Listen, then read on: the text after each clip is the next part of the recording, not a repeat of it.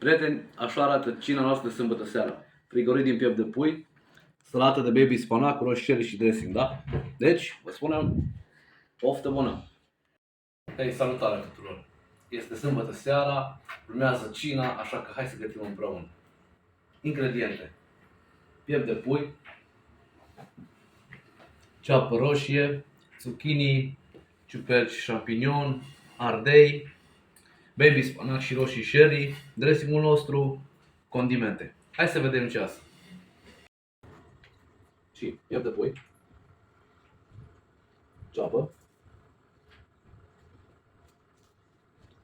zucchini, ardei roșu, ciupercuță, Ciupercoare. Stați de asta.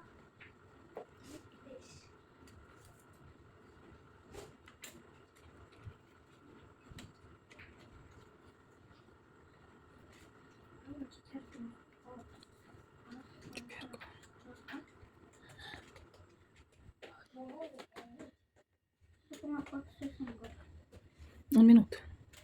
Acum condimentăm frigăruile. Acum... După cum vedeți, asta este frigăruia fetiței mele, Eugenia. Ea sunt la cine nu vrea să mănânce chiar de multă carne.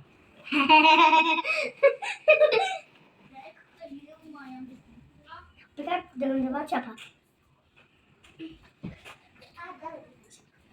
Ia uite ce bine arată. Am și ajutor aici de bază. Cântați?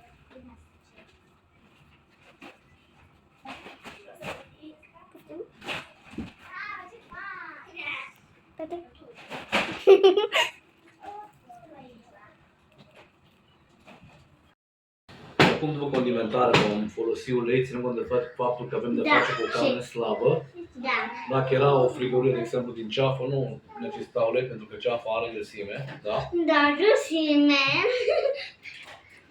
Pentru că ceafa are grăsime.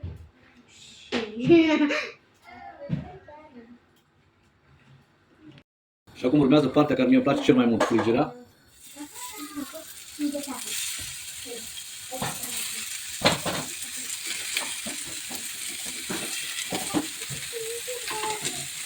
Până frigăruia noastră va prinde culoare, între timp ne ocupăm și de sărăcică.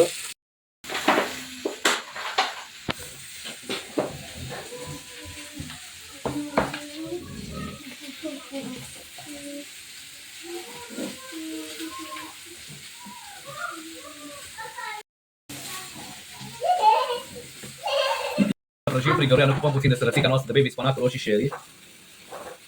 Dă-te la tata!